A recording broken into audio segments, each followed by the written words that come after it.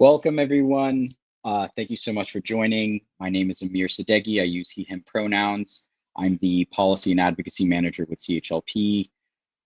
Thanks for joining for this third installment of our Abolition webinar series. Please continue to, feel free to introduce yourself in the chat, share where you're joining from. We're really glad that you're here. We are gathered today to speak about the intersections of public health, data privacy, and state violence. We organized this particular webinar to provide a basis for a conversation about these themes befitting the grim realities we face.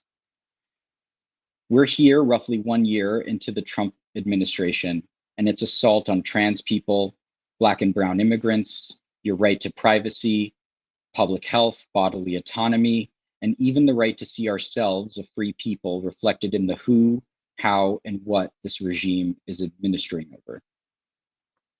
I think it would be irresponsible for us not to pause for a moment and place this conversation in that broader, important context. As an abolitionist organization, CHLP agrees with the growing calls for ICE to be abolished, even as we know that these forms of state violence the world is witnessing in Minnesota precede the last year. While the use of state power to oppress marginalized people is a constant in our history, I think we are at a turning point.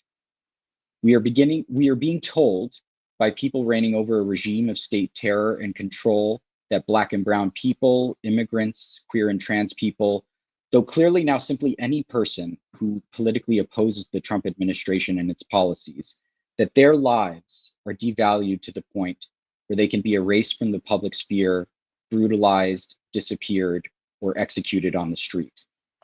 This regime of state terror presides over nothing short of an ethnic cleansing operation in our cities, but make no mistake, they are in retreat. The performance and spectacle that Operation Metro Surge was designed for is intended to shrink our political activity. I want to quickly share some insights from Minneapolis-based disability justice activist and abolitionist Beatrice Adler Bolton. She notes that the performance of state terror is designed to make us feel fearful and isolated. Isolation produces obedience, and obedience makes policing easier.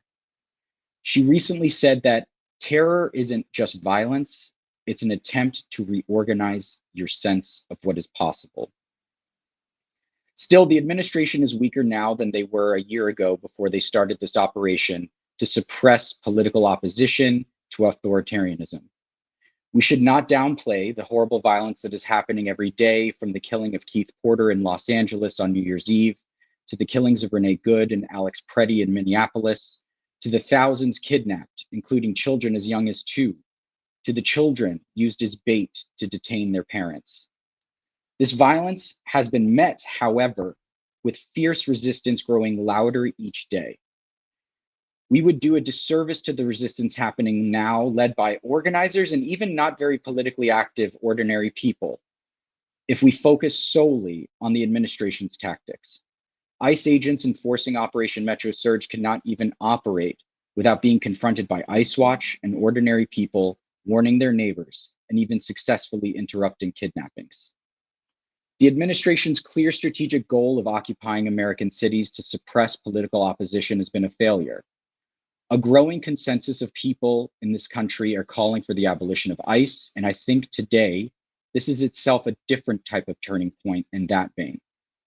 Now, people living with HIV have long sounded the alarm about the abuses of state power and the weaponization of data against our most marginalized communities. For years, CHLP has worked alongside networks and coalitions led by people living with HIV to confront harmful public health and data use practices, mapping the sexual and drug use sharing and drug sharing networks of people living with HIV, as well as the broader issue about how health information can generally be accessed by law enforcement. Today, however, I wanted to bring together a unique group of advocates and experts who are working alongside us to fight for public health data privacy and equity, abolition, public health justice, reproductive justice, immigration justice, and against the drug war.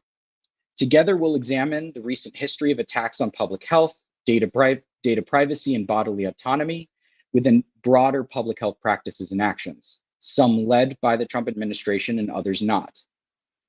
We'll analyze how policing and data collection from vulnerable populations share similar logics, and we'll work together to envision building a liberated public health system that upholds fundamental rights and is rooted in care, accountability, and human dignity.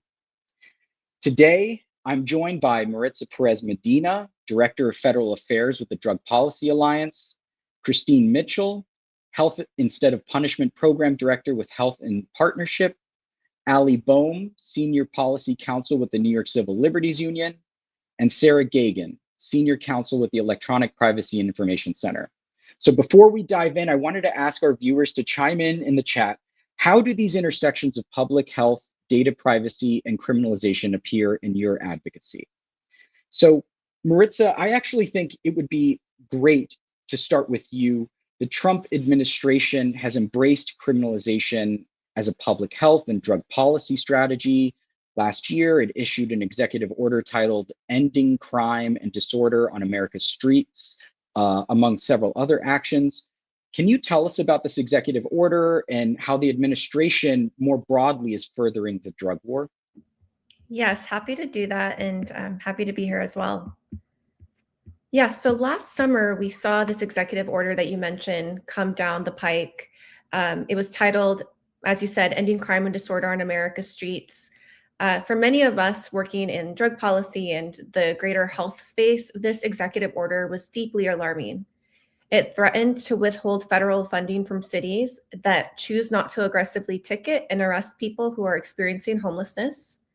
The order also frames drug use as the cause of homelessness and promotes forced treatment, civil commitment, and other coercive responses, none of which we know address the root causes of either homelessness or drug addiction or offer real solutions.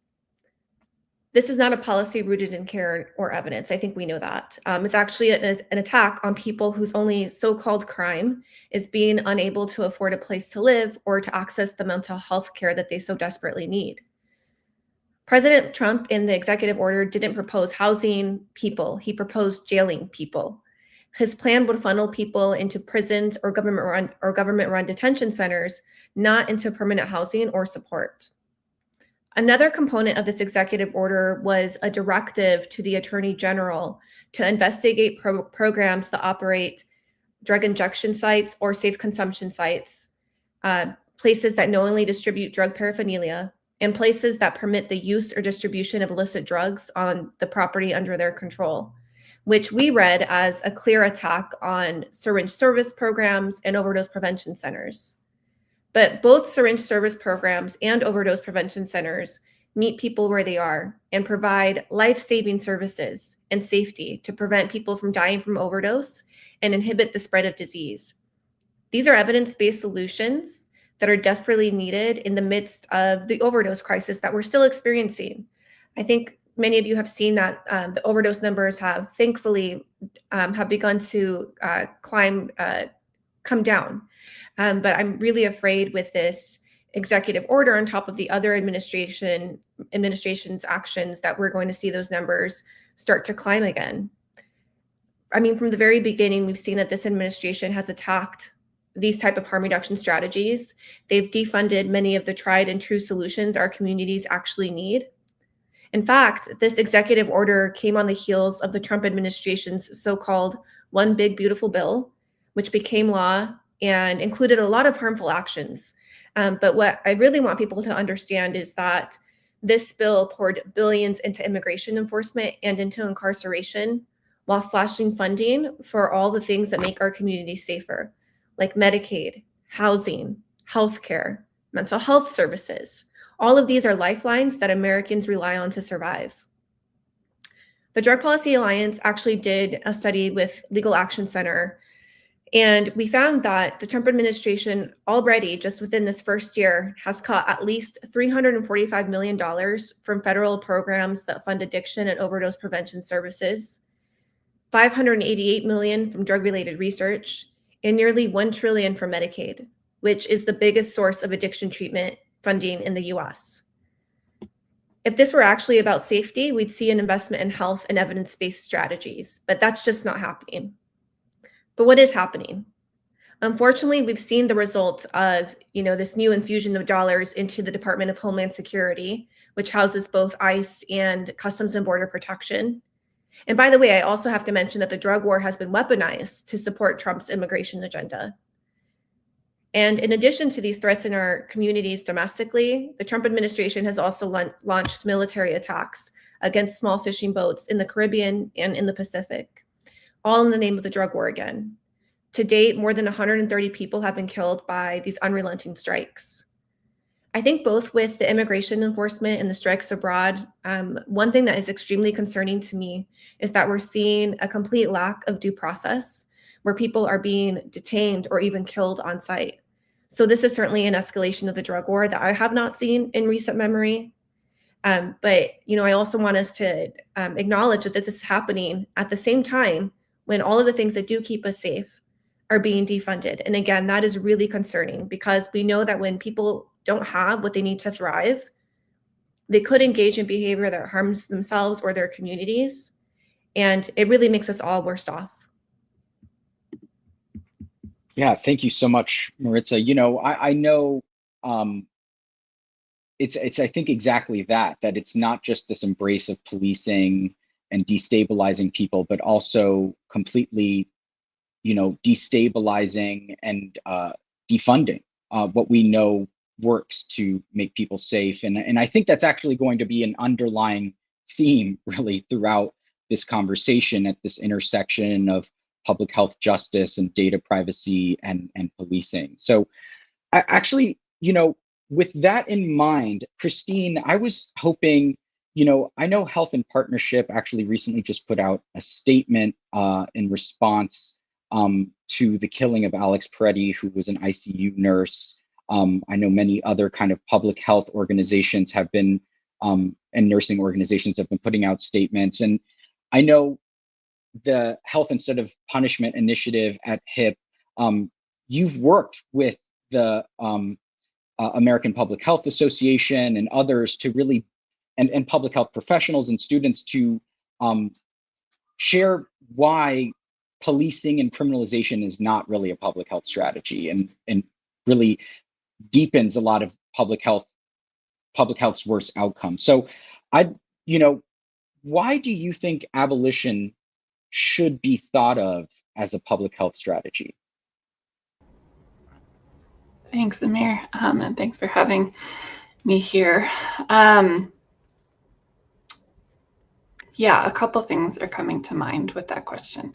I think, first of all, we're very clear in our Health Instead of Punishment program at Health and Partnership that the goals and impacts of policing and public health are antithetical.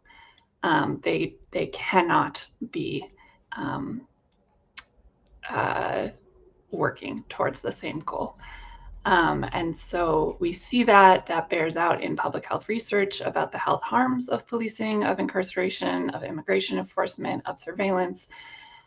It's very, very clear that if we want to promote community safety and community health, we cannot have those systems in place.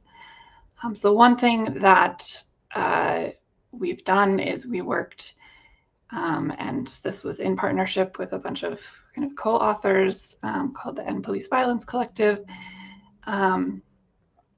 that wrote 2 policy statements for the American Public Health Association.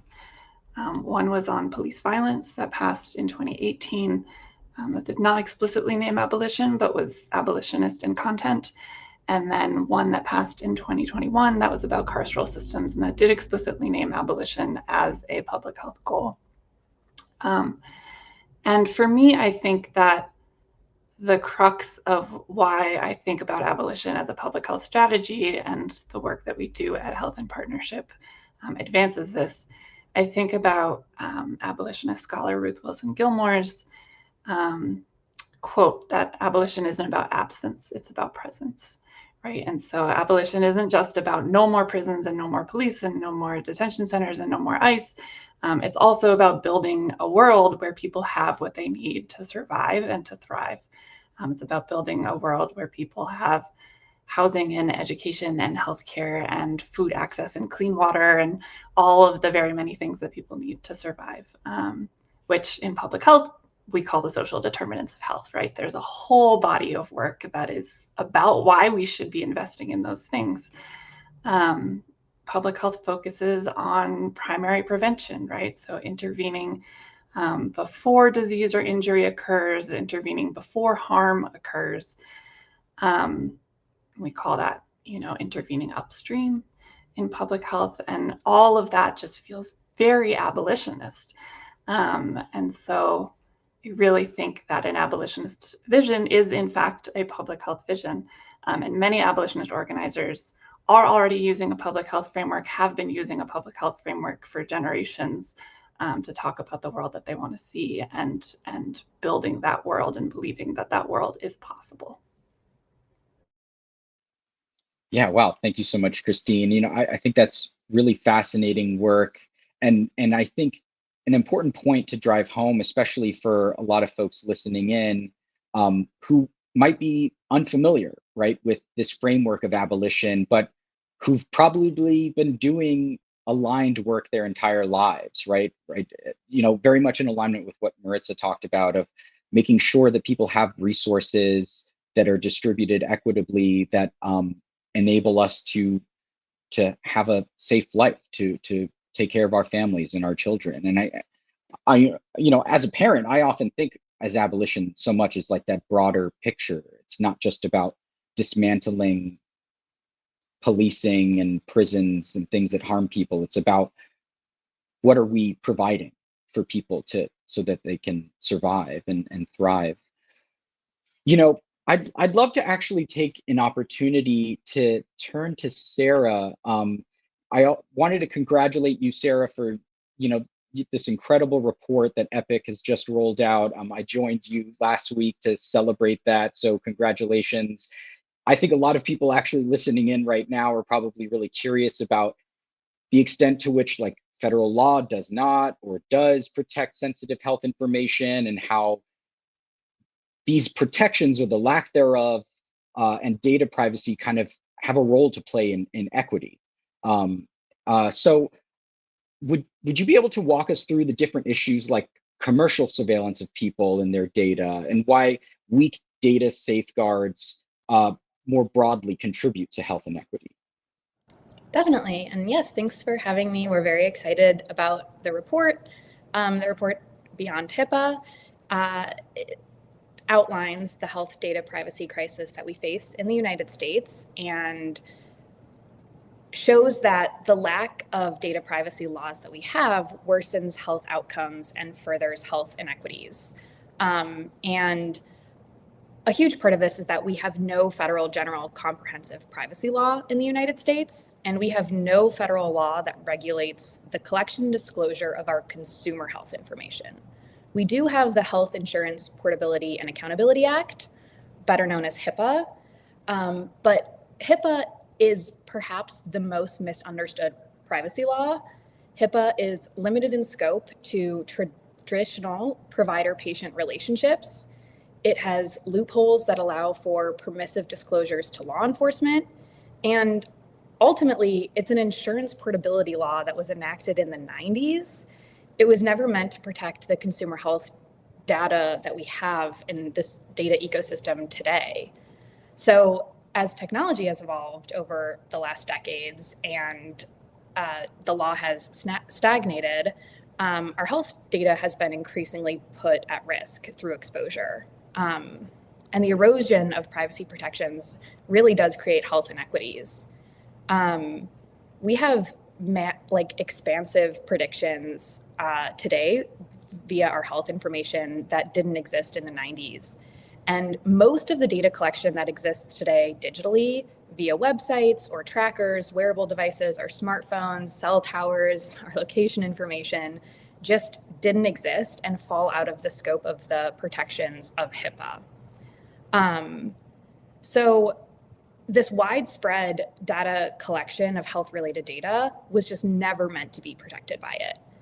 So this has led to what we have called a health data privacy crisis because of the proliferation of commercial surveillance, which might be better known as corporate surveillance, which is the practice of companies persistently and ubiquitously tracking us on the internet across our devices and disclosing this information with other companies, be it tech companies, advertising companies, data brokers, to profile us, to make inferences about us. And often these are for the purposes of targeted advertisements, but there can be much more nefarious purposes as well, especially when we're talking about our health information. Big tech facilitates this commercial surveillance. It is a system that extracts our most sensitive information, like health-related information, to create these profiles about us. These profiles can be used to charge us more for healthcare through things like targeted advertisements. So you might see an advertisement for a drug or a wellness product or a medical device that is perhaps not actually the best suited item or drug for you, but because they know your health conditions, they're able to suggest certain products for you, or a higher or more expensive product or drug because they know you would need it based on your data profile. They also charge us more through care through the practice of surveillance pricing, which is when individuals are charged different prices. Oftentimes one person is charged more for a good or service because of their data history, because of their digital profile. And this can make commercial surveillance also makes care more expensive when data brokers sell our personal information to insurance companies, and insurance companies use our data to determine coverage of care and cost of care. So they're more likely to limit the scope of care based on your data profile if inferences suggest that you might have certain conditions or you might need certain types of treatment. This health data privacy crisis has become much worse in the last year because the Trump administration has moved big tech surveillance agenda forward. It has slashed Medicare, it has criminalized and stigmatized certain types of healthcare, making it more difficult and more expensive or more dangerous to obtain, like abortion care and gender affirming care. The Trump administration has moved to deregulate technologies through many federal agencies, including the Department of Health and Human Services and the FDA. It has worked to collapse information silos, which means federal agencies can share information more readily with each other and flout traditional privacy protections. We see now that ICE has access to data through the Centers of Medicaid and Medicare Services and through HHS, other parts of HHS as well. And the Trump administration has pushed people towards short-term health plans, which have fewer protections for denying coverage than traditional insurance plans. So all of these types of actions that have worsened the health data privacy crisis fall outside of the scope of HIPAA, which again only really applies to the traditional provider-patient relationship. And it makes our information a lot more valuable to insurers and advertisers and tech companies. And the last thing I'll say, which is like a very important part of the report, is that all of this ubiquitous tracking and profiling leads to and exacerbates health inequities. Profiling can affect access, transparency, and pricing in healthcare in ways that cause significant harm to individuals. So these practices can put certain items, goods or services, and medicine out of the reach, out of financial reach of some groups of people. Algorithms are used to make coverage and decision treatments, and they can be inaccurate and discriminatory, and they can reproduce discriminatory outcomes. And yeah, I mean, we expect our health to be private. This is an ancient concept going back to like Hippocrates in the 5th century BC, but big tech has engaged in so much commercial surveillance that undermines this ancient concept of health privacy, and we are all worse for it. Yeah, thank you so much, Sarah. You know, I think especially a lot of our advocates working to decriminalize HIV in their states, who've been working to fight for better health data safeguards around HIV, will find a lot of resonance with what you just shared, and have been really dealing with their own struggles in this area. And I'm excited to talk more about privacy in a little bit, and kind of like speaking about privacy. I'd love to now turn to you, Ali. I think, you know, we're in this really critical moment. And actually, what I'm so excited you're here, Ali, because I think a lot of people are in need of practical tools and information right now, right? You know, as Sarah was talking about, there are these interlocking crises happening affecting our health data privacy rights. And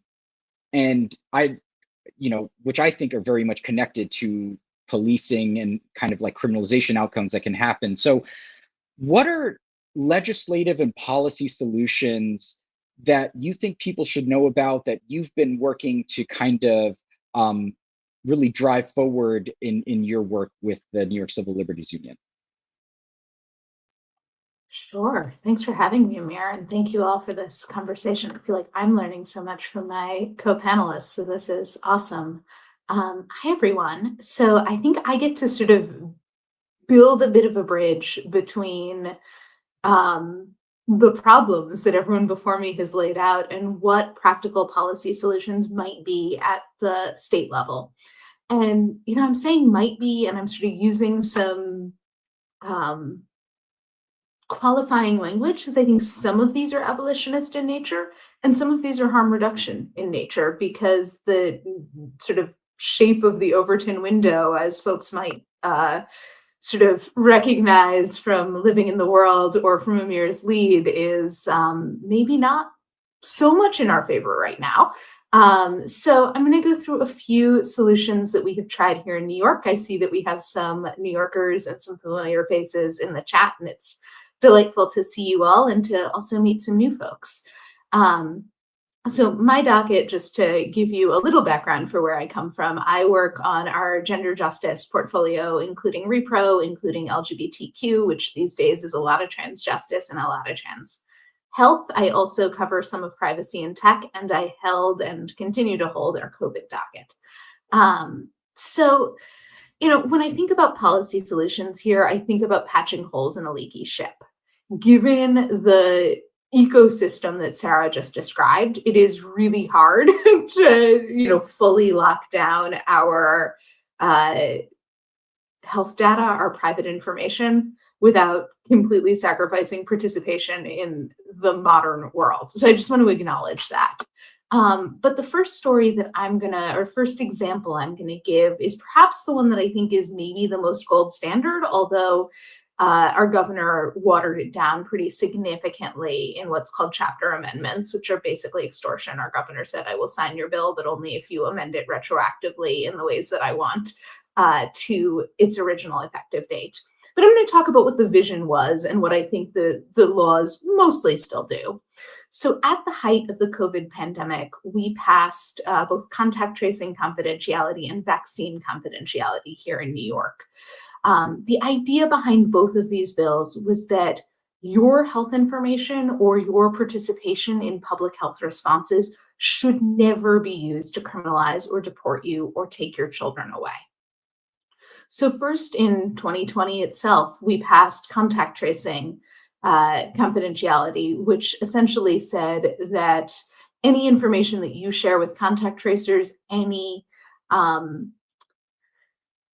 Sorry, I'm going to rewind and try to say that again. So first we passed legislation in 2020 about contact tracing information. Then in 2022, we passed similar legislation about information that a person shares in order to get a vaccine, or information that they use on their, if they're using an immunity passport, right? Remember when we had to show our vaccine status everywhere in order to go into a public accommodation or a government service or do anything.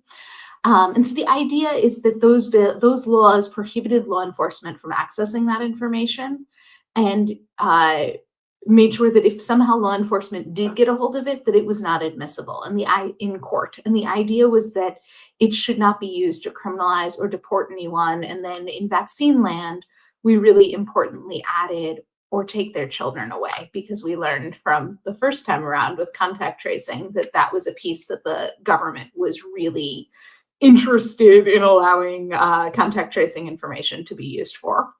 We modeled it on the census, so actually not a health law, but essentially the philosophy here is it is so important that people participate in the census. We need to know who's here, that information cannot be used to criminalize or deport anybody. We wanted to do the same thing here. I think it's notable that we had to look for our model in census land, not in healthcare land, because when we look at HIPAA, which it's not privacy, when we look at our HIV confidentiality law that was written in the 80s and that allow a lot of sharing of information, particularly with law enforcement.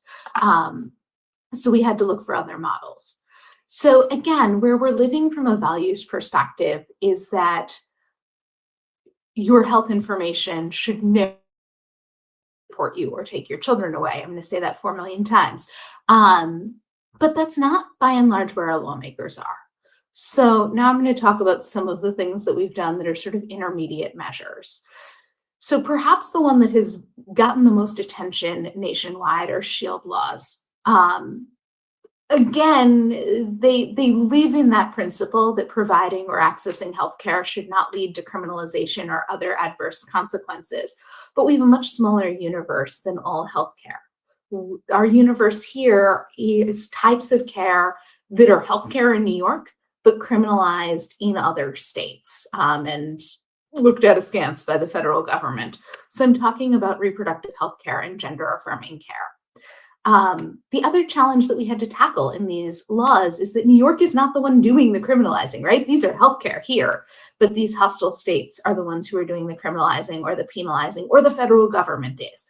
So we had an overlay of interstate principles, federalism, the federal constitution, federal preemption that we had to deal with. But we passed a series of shield laws, which are designed to make sure that the machinery of New York State will not be used to investigate, criminalize, or penalize, or to help another state to investigate, criminalize, or penalize anyone for providing, receiving, or helping another person to access reproductive health care or gender affirming care here in New York.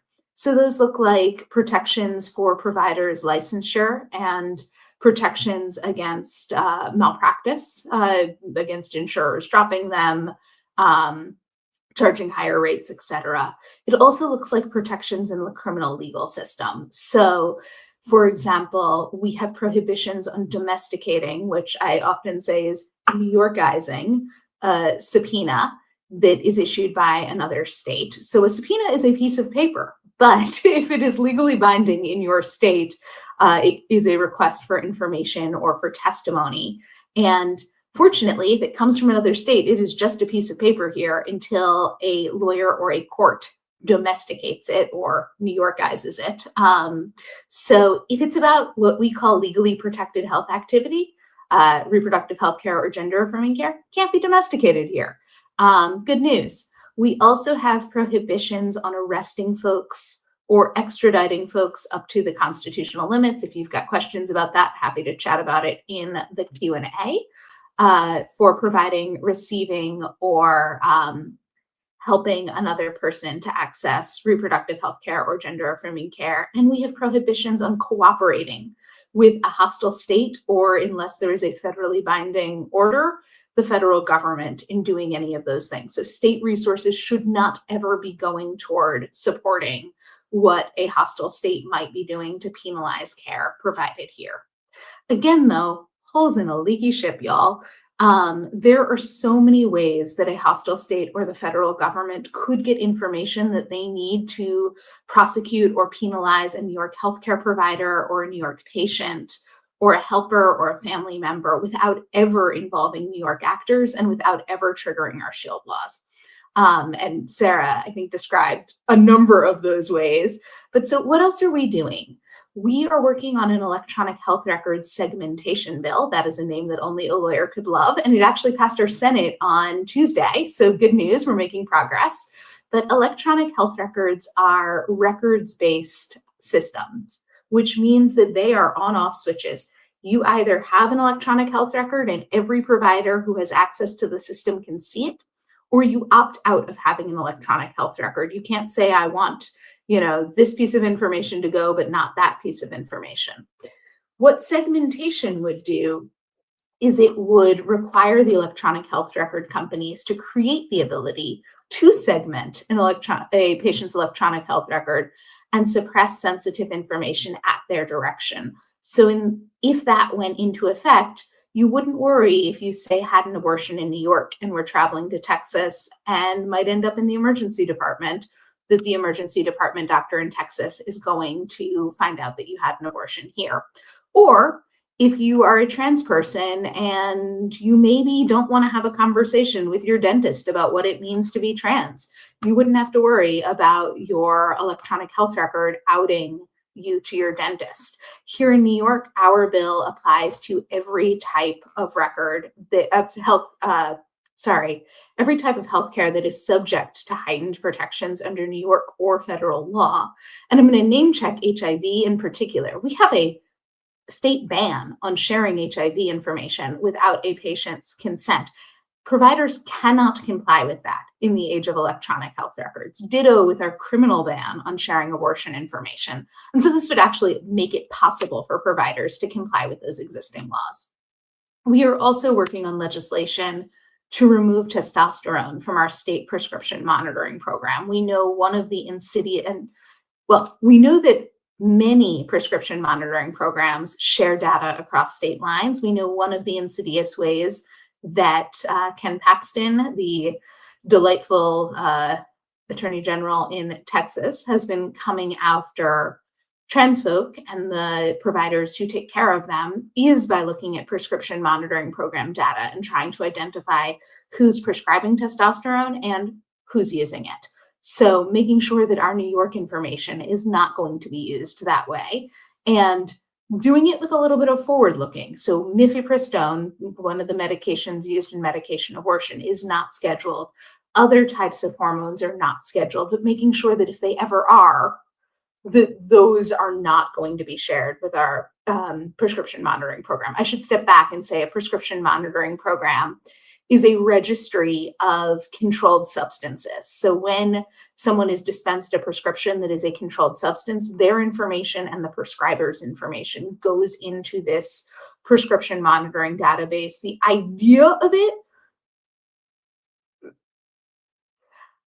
I am going to say this and then I'm going to wash my mouth out with soap. The lawmakers who came up with it thought that this was a harm reduction thing because they felt like they could see folks who were maybe addicted to opioids and going to different doctors and different pharmacies in order to get them. That was the goal. In reality, it's just funneling a lot of people into the criminal legal system, right? Like, it is not being used in a way that actually deals with the root causes of addiction or treats people with dignity or gets them the care they need. Anyway, off my soapbox, but that was the initial goal. And then the last thing I'll name is health data privacy. And this is a bill that broke my heart last session. We passed it through both chambers and the governor vetoed it because she likes corporations. I say that somewhat flippantly, but I think it's actually a pretty accurate assessment of what happened. But this is a bill to do a lot of what Sarah was talking about in the small term. So about health information, in my heart of hearts, I'd love to do it for all information. But in New York, the Overton window is working a little better for sectoral and not well enough since our governor vetoed it. But this is a bill that would give New Yorkers more control over their electronic health data. So things like Fitbit, smartwatch, period tracking apps, changes in purchasing history that reveal health status. So for example, Target has been able to identify when people are pregnant for like, I don't know, more than 10 years now, based on changes in their purchasing patterns. If folks are wondering, it's a lot of unscented lotion.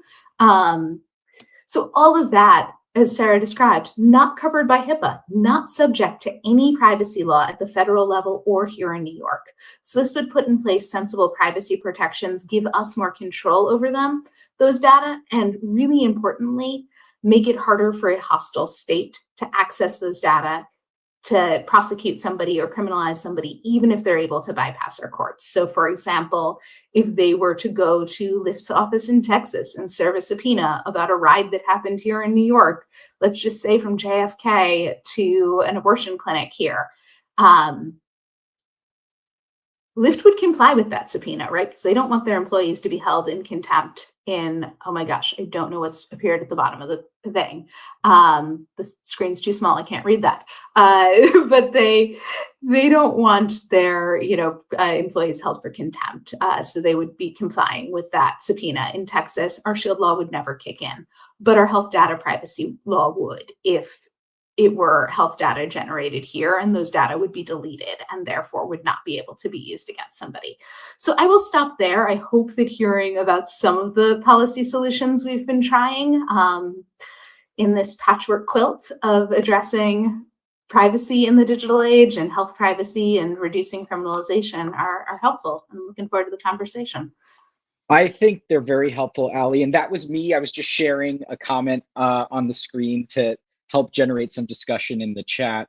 But Ali, I think that was very helpful. And I think both folks watching and listening in will be both surprised and not surprised that for the contact tracing confidentiality work that you did, we could not look at our own HIV confidentiality laws as a model. We could not look at HIPAA as a model. And I also want to, the threat and concern about information being handed over to law enforcement around COVID-19 was not hypothetical, right? There were like something like 50 state sheriffs deputized as contact tracers in New York, which created a lot of concern in the community, especially when something like over 90% of criminal summons for social distancing violations went to Black and brown New Yorkers, right? So I think you really hit the nail on the head. And I think, again, just on this issue on like, hey, confidentiality law has not really proven a great model for us to build this work on.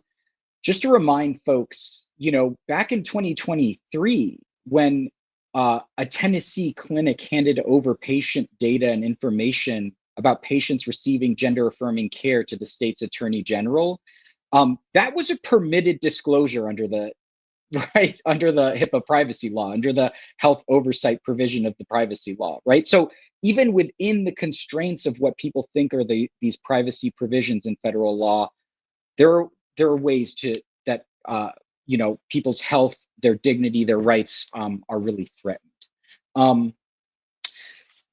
I think especially talking about controlled substances, it really brought to mind some conversations I've had with Maritza, and I'd love to, especially the Controlled Substances Act and the work that Drug Policy Alliance has been doing there for some time.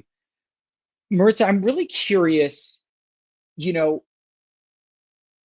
working at the federal level, working with congressional offices and folks kind of Congress and the federal level, have there been pathways that you've seen to discourage this like harsh punitive response with like congressional offices that we wouldn't ordinarily think would be open to these arguments, right? To these arguments about policing, undermining safety by kind of deregulating and defunding things that actually create better, prevent overdoses and keep people safe. Have you been kind of surprised by some pathways and tactics working with some congressional offices saying, hey, you know what, this office was kind of more open to this and we were willing to grant them before we approach them. I wish I had a more optimistic response to that, but unfortunately, Congress is deeply polarized and it's only becoming more polarized. We have had success working with other advocacy organizations that are right of center. So, for example, the libertarian groups tend to be really good on no new crimes. So they've helped us fight against new CSAs, Controlled Substances Act scheduling, for example. Congress has attempted to, and successfully, scheduled fentanyl analogs, I should say, on Schedule 1 through the Fentanyl Act. And now they're trying to schedule nitazines and nitazine analogs and xylazine in the same way. And our libertarian friends have been really helpful in pushing back. But there's not many libertarians in Congress anymore. Even the old school ones that used to, come out and stand for things, we can't really rely on them anymore. One area where we have seen success, both with the advocacy organizations and folks on the Hill, though, is surprisingly around collateral consequence work. So there's two specific examples I'm thinking about. So the Drug Policy Alliance is currently working to reverse a couple of old, bad drug war relics. One is reversing a drug felony ban that's in place for SNAP recipients. So this means that if you have any sort of drug felony in your background, you cannot receive SNAP. Another one that we're working on is repealing what's called the Thurmond Amendment, named after, Strom Thurmond, who put in place this amendment into the Fair Housing Act that actually actively encourages discrimination against drug sellers, people with drug selling convictions. In fact, people with drug selling convictions are the only class of people where discrimination is allowed in the Fair Housing Act. And we're trying to reverse that. And surprisingly, with those two campaigns, we've had a lot of success. Again, not just with the advocacy orgs. We had some, conservative organizations, including organizations that come at it from a religious angle, some that come at it from a criminal justice angle, but that have supported that work. And on the Hill, we've had a lot of success in support of those campaigns. It's hard for me to get into the mind of a conservative, so I don't know if I'm reading it right, but to me, it feels like they. And I've actually heard some folks say this, that, if the government is going to provide benefits, that we should be using those benefits wisely and efficiently. So they sort of see this in that vein that, why are we cutting certain people out? Like, if we're going to have this program, it should run smoothly and operate with efficiency. A lot of people also buy the productivity argument, like they want people to be productive.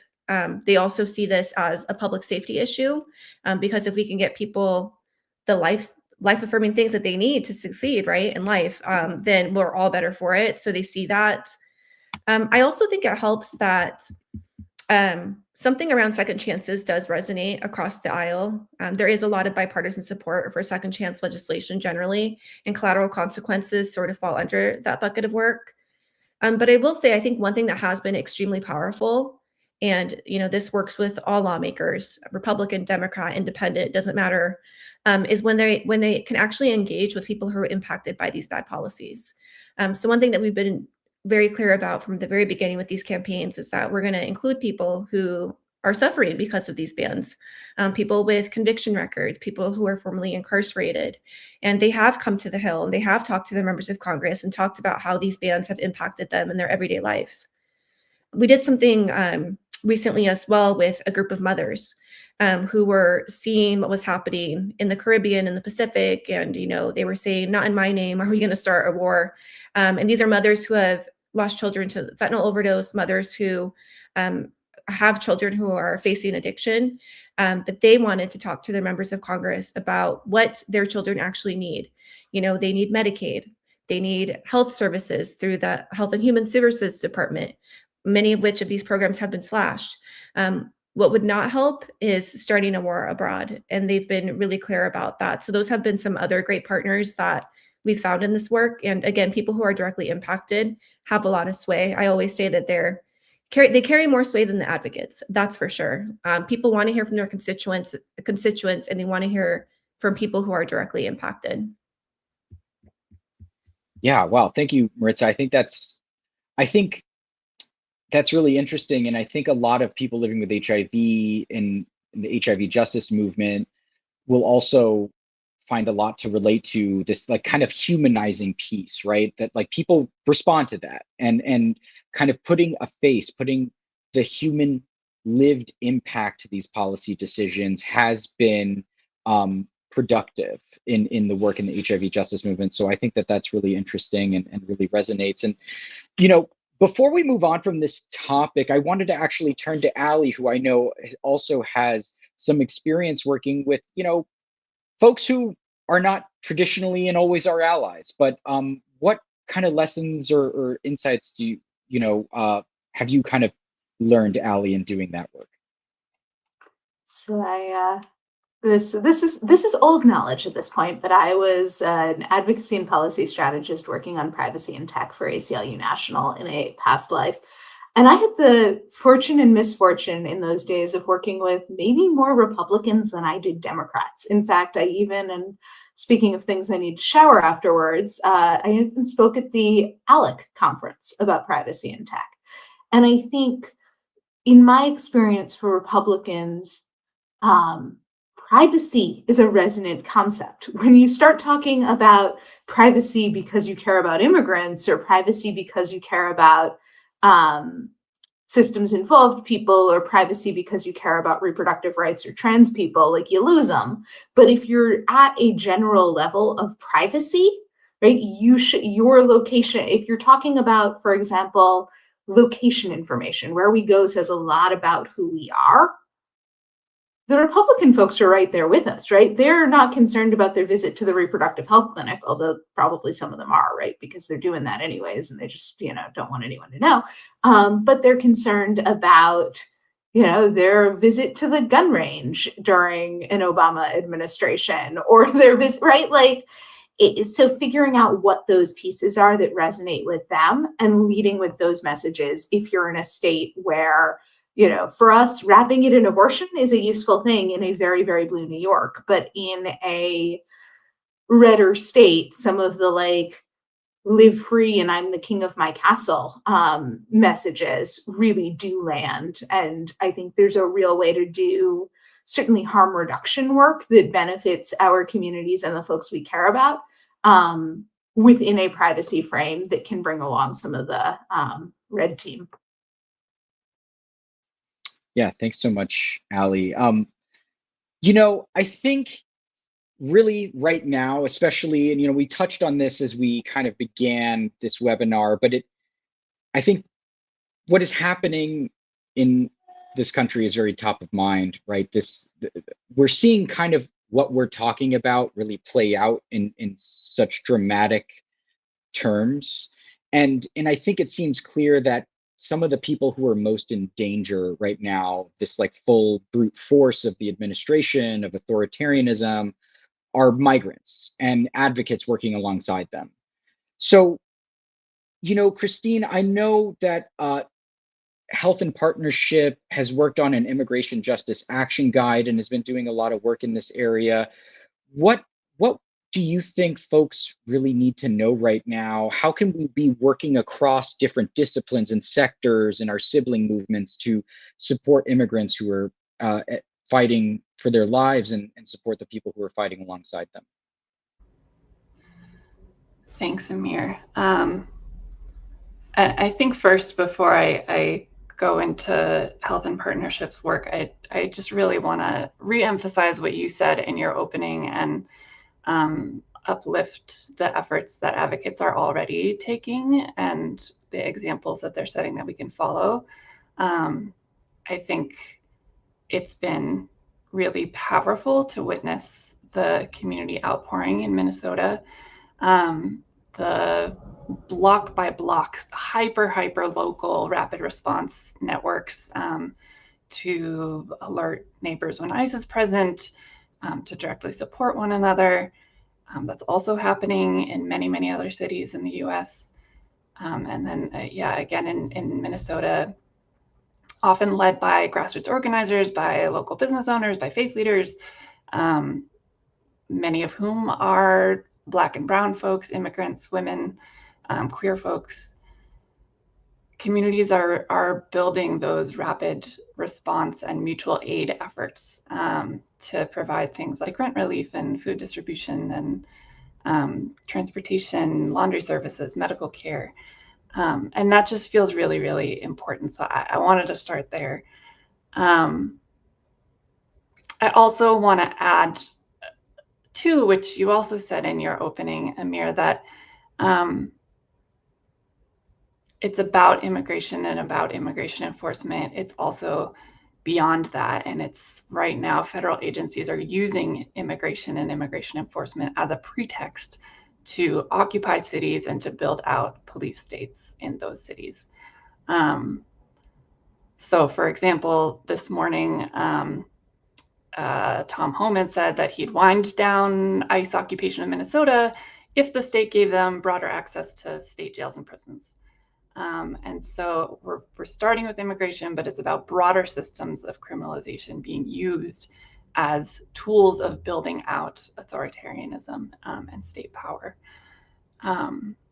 So in public health, I think we have a particular story and a particular angle that we can share, and we can tell about the health impacts of state violence that's being perpetrated by ICE, DHS, CBP, all of the kind of alphabet soup arms of policing, the impact of the chronic stress and the trauma of that on people's bodies and on our communities, that's immeasurable. We're also hearing from health workers kind of the devastating impacts of patients showing up for healthcare and being detained by ICE in healthcare settings, or not seeking life-saving treatment or urgent medical care out of fear of that. We know that conditions in detention centers are horrific. At least 6 people have died so far this year. We know that deportation is tearing families apart and the impacts that can have for generations. And so at Health in Partnership, we created an Immigration Justice Action Guide, which I can drop in the chat in a minute, which offers 10 actions that people in public health, specifically people in public health agencies like state, local, tribal, governmental public health can take to mitigate the health harms of immigration enforcement, to support collective safety, dignity, well-being. So those are action steps, things like rejecting 287G agreements that build this relationship between city, county, state services, things like policing and incarceration and immigration enforcement. Other action steps like preventing ICE and law enforcement surveillance and presence in healthcare settings. And then for each action step that we have in that guide, we offer examples of where those steps are already being taken, health departments and community organizers who are already doing that work that people can follow in the example of. We also released a set of talking points on immigration justice that's really kind of a summary of what research is out there about the health impacts of immigration enforcement that folks who are in healthcare fields or in public health can kind of use in our narrative and in our messaging about how we're talking about this moment. And I'll just end by, again, quoting Ruth Wilson Gilmore, who I quote often, but she also says abolition requires that we change one thing: everything. And so I really think that we need to be in this moment focused on building broad-based coalitions. If we're going to seriously take on the threat of authoritarianism in this country, we need to be working across housing and healthcare and transportation and disability justice and racial justice and elder care and faith leaders and social workers and public health and so on, including the folks who are most directly impacted and harmed by those systems that we're working against. Yeah, thank you so much, Christine. And I think engaging people in these different kind of areas, right, like providers, public health practitioners, is really interesting. It's something that I know people living with HIV and a lot of folks listening have some experience with, both good experiences and some challenging experiences. So I think, I see a question actually from Shakina in the chat that Sarah, I'd love to turn to you. What in your experience is the degree to which providers are aware of data privacy and surveillance issues in the lives of the people that they provide services for? Yeah, I think this is such a great question. And I think that there are two separate and distinct ways I think about this, because when we're talking about health data privacy, we have HIPAA covered data, and then we have all of the rest. And so when we're talking about HIPAA covered information, like information in an EHR that Ali spoke about, providers are not unaware of the news. They see that, that care is being criminalized. They know that they need to be careful, and they're very aware of those harms. I will say, outside of that, though, they are largely unaware of the commercial surveillance practices that implicate their own patients' health information. An investigation by the Markup found that a ridiculous number of major hospitals have pixels tracking patient information, like top hospitals in the country. And a pixel is just a little piece of like a tracking device embedded in your own browser that shares information with a third party, likely Google or Meta, or some sort of information that gets sent into the targeted ad, digital ad ecosystem. And so that can even include information while you are booking an appointment. So this is information that falls outside of the scope of HIPAA, going to a website, creating an appointment online. That's not information in an EHR. That's information that's collected on a website. And so including the purpose for a visit to a hospital or to a doctor, cookies or pixels can collect and disclose that information. So providers are not experts in data privacy, and nor should they have to be. We saw this as, and this is not some nefarious practice. This happens, for example, Planned Parenthood, what had third-party trackers on its website. And this is not because Planned Parenthood loves surveilling its patients. The problem here is that the status quo has been defined by big tech. Tech companies are the architect of the internet. So if you are a provider, or you have an idea for an app or a health, like something health related, you use third-party services to build the infrastructure of your website, of the services that you use to create patient appointments or booking information, things like that. So doctors themselves are not out here building apps and websites. It's not their role, it's not their expertise. And so other tech companies are the ones doing that. And the default for so many of those are third-party tracking that includes Google's tracking and Meta's tracking, which means for worse, all of this is happening, and it's just embedded by the architects of the internet that are invasive and surveillance tech companies. So when we have new emerging technologies that are largely unregulated, like generative AI, for example, I saw a question about physicians using this. A lot of times doctors are told, doctors are super, have a certain amount of patients they need to see in a day. They have a lot of notes that they need to take. They have to chart. They're told that this tech has been promised to do all of these things for them. It's efficient. It will help with their time. It'll help with their caseload and patient management. So here's this tech. Doctors are not really in a boat or in the position to investigate this technology, to verify the claims of it, to conduct a privacy impact assessment, to conduct a discriminatory, to conduct any testing for bias or discrimination by this technology. They're often probably being sold that this technology is just going to make their practice easier or more efficient. And so because we don't have baseline standards that require more safety testing, privacy testing, bias and discriminatory testing for these emerging technologies before they're deployed, they just are used against us. And doctors, again, this isn't nefarious, but providers generally can engage in this tracking and without realizing, which really just shows why we need a different status quo, and we have to have baseline standards for all emerging technology and data collection so that technology companies can't sneak in this surreptitious tracking and surveillance into something as so important as our healthcare, because that is just the unfortunate default we live in. Yeah, wow. Well, you know, actually, maybe starting with you, Sarah, and I know Ali, you've done a lot of work on this too. Given what you just shared, Sarah, why do you think, and this is, I think, certainly been my experience, why is privacy policy so difficult to do? Well, I know Ali will talk about her experience, I'm sure, in a different type of work than what I do. But I think for me, like I said, a huge part of this is just that our status quo, our default, has been written by big tech. So it's hard for us to imagine a better world because the world we live in is just a surveillance state. And the architects of this surveillance state have been quite literally embedded into every part of our digital lives.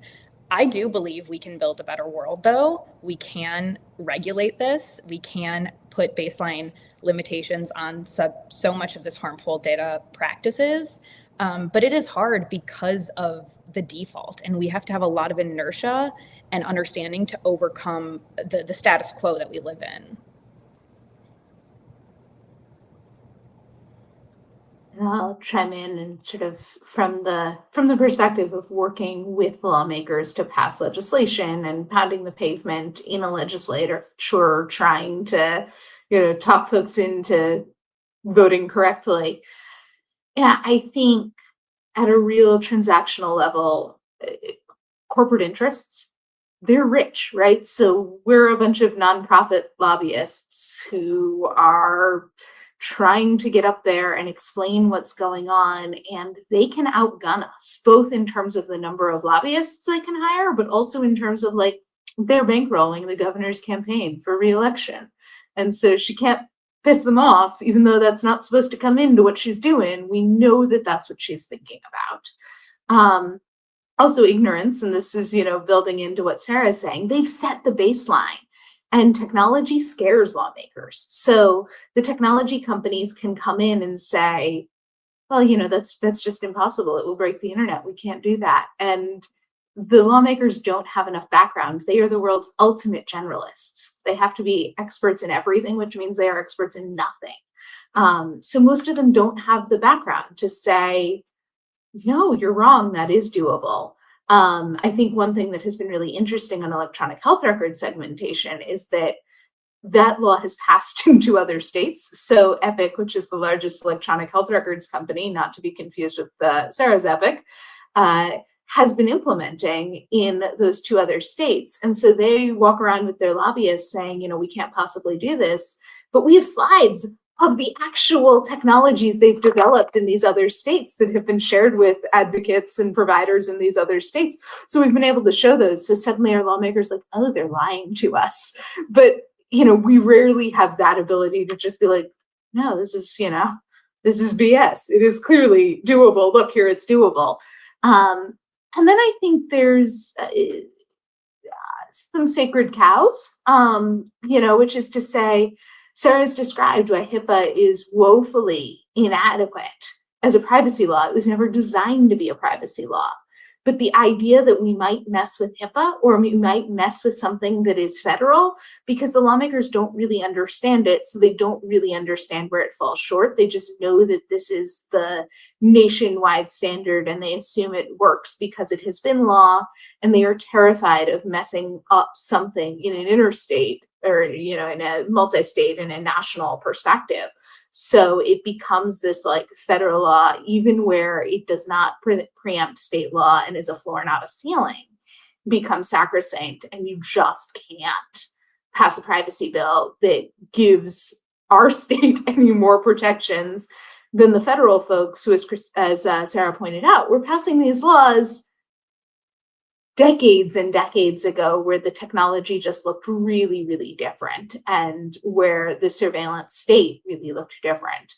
So I would say those are the biggest hurdles that we run into from a Yeah, transactional perspective. right. Well, thanks so much for that, Ali. And Maritza, I'm curious how government surveillance and its impact on public health and the work you're doing in the drug war is kind of different during this administration compared to prior administrations. What do you think people really need to know about your work, especially kind of at the federal level right now when it relates to surveillance? I think ultimately the surveillance that we're seeing is very frightening, and we've certainly seen it in health spaces. And ultimately, I think it just provides a chilling effect on people who need these services using the services. So, for example, I think overdose prevention centers are such a great example. They are unfortunately are in the crosshairs of this administration.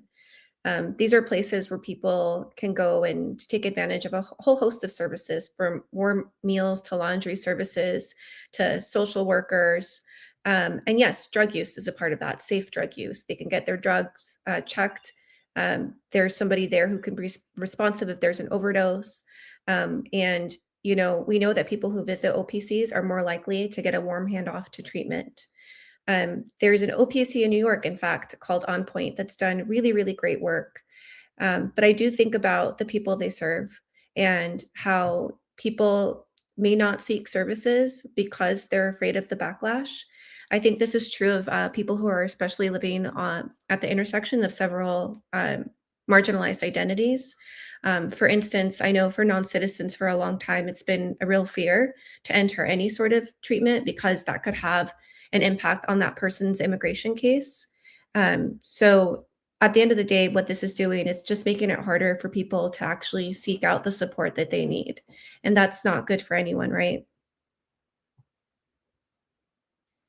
Right, absolutely. Yeah, thanks so much, Maritza, for that. I think it's strategic, right? What they're doing is strategic to make things difficult to access what people need, um, and really, I think, confront people that way. Um, I'm curious. I see a question from Michael Scarce in the chat.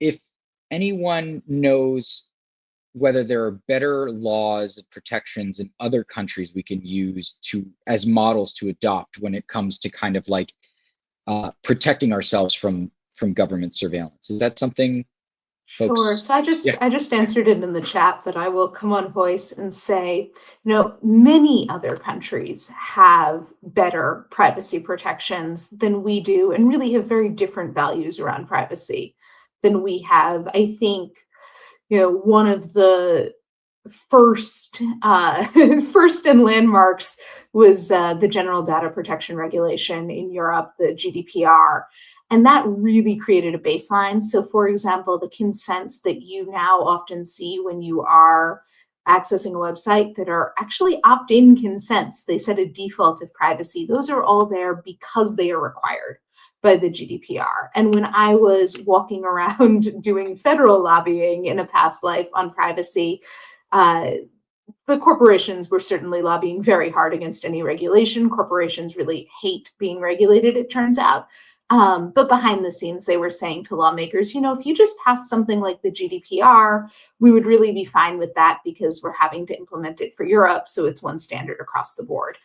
That said, GDPR built on a foundation of privacy regulations and privacy values in Europe that do not exist in the United States. So we could not just pull GDPR whole cloth and pop it down here. There are some foundational expectations that just are not present in US law, but there are certainly ideas that we could take from GDPR, and probably also language we could take from GDPR, and move into our context.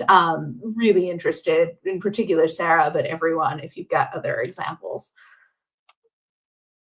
Yeah, I would just quickly shout out the recently in effect Maryland Online Data Privacy Act, a general comprehensive privacy law in Maryland. I would say, probably no state data privacy law has every single thing every privacy advocate would ask for, But two important parts of the law that I think are relevant to some of the harms I was speaking about earlier is that the definition of sensitive data includes consumer health information. So it includes a lot of the data I was talking about earlier. And very importantly, that law bans the sale of sensitive information. So that really kneecaps some of the practices that allow data brokers to amass so much of our sensitive information and sell it further for advertising purposes or to insurance companies. And about that aspect of data brokers, Sarah, just quickly, I saw a question from Clara in the chat. Are there things people can kind of just do individually, like on their own, a data broker deletion services or something like that? Are there things people can do individually to protect their own privacy? Yes, I mean, it's very tough because this is definitely a systemic problem, and individual solutions for systemic problems inherently will fall short.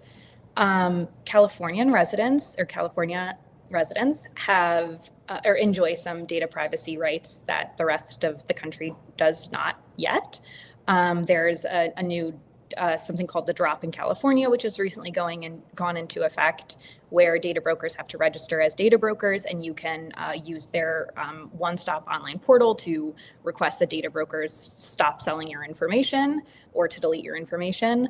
But generally, there are some practices that any individual person can take to limit their digital tracking. You can use more privacy protective browsers like Brave or DuckDuckGo. You can turn on app tracking transparency on iPhone, which limits the sharing of information across apps while you're using your phone. You can do some individual things that generally limit the collection and disclosure of your personal information, but we need a whole societal and systemic solution for this for sure. And yes, I'll share the link to the California's drop. Perfect. Great. Thanks so much, Sarah. Well, I think this has been so incredible and enlightening, and I'd love to give an opportunity for everybody to kind of share a final reflection. I think people are looking for this type of guidance from people like you in these really fraught times. And I'd love to start with you, Christine. What are your reflections and thoughts for folks listening? A lot of people listening here are, a lot of them are abolitionists. Some of them are not super familiar with that framework, right? But they're afraid about criminalization. They're afraid about public health being undermined. So what are some things that you think you'd like to highlight in that type of context? Yeah, thank you. And thank you again for having us all here, being a part of this conversation. It's been really enlightening. I think I just want to start by saying that public health is just one possible tool in a toolkit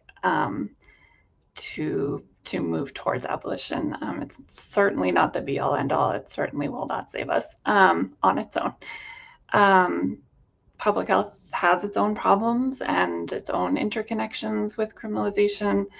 It's often been used as a tool of the state. I think historically, public health and policing have had a relationship, and you can look at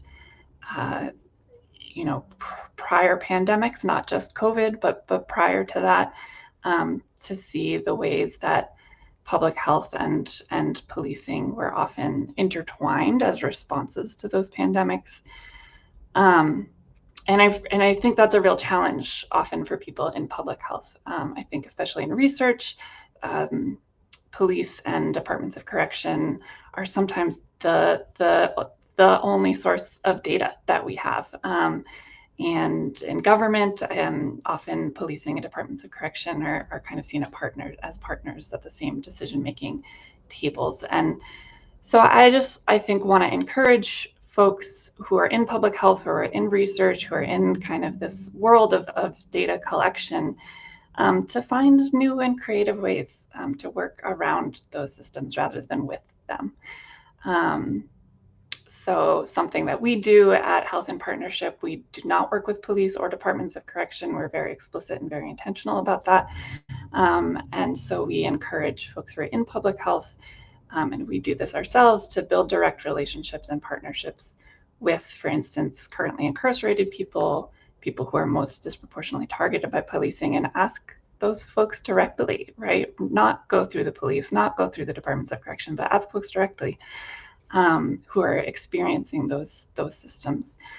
I think another thing I want to flag is that, and then just reiterate from what I said earlier, which is that abolitionist organizers have been doing the work of public health for generations, and vice versa, but maybe not calling it abolition, right? I spoke on a panel in Boston once of abolitionist organizers, and someone in the audience, kind of stood up in the Q&A at the end and was like, I really appreciate this panel. I've been doing this kind of work in my community for years and years and years and years, but I've never called it abolition. And I think that's continuing to happen now. I think we can even look historically at examples of the Black Panthers, the Young Lords, people's free medical clinics, free breakfast programs, that were doing that work, but that also weren't calling it abolitionist necessarily at that time. And so I think there are many, many ways to approach that work. I think just a couple kind of things to highlight is that I want to encourage people to do is really develop and deepen relationships with community organizers in your neighborhoods, in your cities, who are building power directly with the folks who are directly impacted by things like incarceration, policing, criminalization, immigration enforcement. We're in a moment where we're going to all need to take risks. And so I think doing some of that risk calculus for ourselves and being prepared for that feels really important. It's important to plug into the work that is already out there, that's already being done. We don't need to recreate the wheel. And then the last thing I'll say is just to really not succumb to the kind of hopelessness and despair that feels so kind of present and powerful. To quote Miriam Kaba, who's another abolitionist thinker, she often says hope is a discipline. And so I just really want to invite people to practice hope and to look to the examples historically in your lineages, and also a present day, who you can kind of work with, draw inspiration from, and kind of keep that hope alive. Yeah, thank you so much, Christine. And Maritza, I'd love to turn to you for kind of closing reflections on the state of the work that you're doing and kind of where you're going from here. Yeah, I appreciate what was said about keeping hope. I know that right now it's incredibly hard times, extremely difficult for a number of reasons. But I want to remind people that the work or the noise that people are making is paying off. Like, we are seeing some real successes. For example, I've been watching very closely what's happening with appropriations negotiations. And because of the public outcry, even Republican members of Congress are agreeing with the Democrats that we cannot pass a DHS funding bill until we agree on some sort of reforms. That's huge. Like, that would not have happened without the public being engaged, without the protests, without people contacting the members of Congress. So please take that as some semblance of hope that you are able to really change hearts and minds by just sticking up for what you believe in. I'm seeing it in real time now. The other thing I would share is that if you're interested in learning more about the Drug Policy Alliance's work, and if you want to engage on our issues, we make it really easy to contact your members of Congress. We keep you up to date on all the latest related to drug issues. Please do follow the Drug Policy Alliance. You can follow us. You can follow us on social media. We're on all of the social medias, but we're also online. You can just visit dpa.org. Thank you. Thank you so much, Maritza. Ali, what about you? What are your closing reflections on this type of conversation, and how's it landing for you? Gosh, well, I feel like I just had two hard acts to follow. And I'm sure Sarah will also be a hard act to follow. So I'm glad I get to talk before her. I think the biggest thing that I want to leave folks with is build bridges. This is a real time for us to come together across movements. we had in New York a just cross repro and trans health community that got together at the end of the year to encourage the governor to sign 3 bills that straddled those issues that passed. And we met together for a debrief, and folks were like, we need to keep meeting, which is the right answer. First of all, because it's how we build power, but second of all, because we have the same issues, right? This is ultimately about bodily autonomy. This is about access to the healthcare that allows us to define our own futures. And in many cases, they are us, right? Like we live intersectional lives. And so, I've named repro and LGBTQ because those are the worlds that I live in. But I think the same is true for substance use involved communities, for HIV involved communities. I don't need to tell you all about the overlap for communities that are disproportionately policed and criminalized. So I think really trying to find ways to build community, come together. When I was preparing with some of the questions Amir gave us, I was thinking about that image, the children's book where there's like the big scary shark and all the fish get together and they, form a school and then they scare away the shark. Like that kind of has to be us now. And I think one of the things that I really liked about who you all brought together for this panel is that I think it so clearly illustrates the ways that our movements cross over and the opportunities for bridge building and alliances. And I think that's really critical in these times. And maybe always. I'm so glad, Ali, you named that, because that was definitely my goal and intention for this. So yeah, Sarah, I'll turn to you. Yeah, I agree with everything that has been said. And I know that a lot of the things I mentioned seem like everything is horrible. And in a way, everything is horrible. But I know that we can do better. And I know that privacy is crucial to better health outcomes. We don't have to accept the status quo of the surveillance state that has prioritized the interests of a few corporations and powerful people at the expense, over the well-being of us all. Legislators and regulators can protect our health information by enacting robust data minimization standards. We can regulate emerging technologies to ensure that they're safe and that their purposes actually benefit us and not exploit us. We can build a better world. We can create standards and regulations that protect our health privacy, which in turn promotes trust in health services, and that in turn reduces health equities. So I have hope. I know that we can build a better world. Thank you, Sarah. And for folks, please make sure to check out EPIC's Beyond HIPAA report that was just published. So I'm struck by the hopeful tone you all really hit on. And I think I feel lifted up, and I think a lot of people listening probably do too. So I really want to thank all of you for joining us for this important conversation about building power, about bridging across movements to fight against the surveillance state, the police state, and state violence. So, and for everybody listening and watching, we hope you're enjoying our Abolition for Our People webinar series. Growing this movement is something we can do together. So please join us for the next installment coming in March, when we will turn to the topic of restorative and transformative justice practices. My colleague Katira Epps will lead a talk about practical ways to use these frameworks in our HIV justice work. As an attendee of this webinar, you'll get an email with more information and details in the coming weeks. So thank you, everybody, and keep the resistance alive.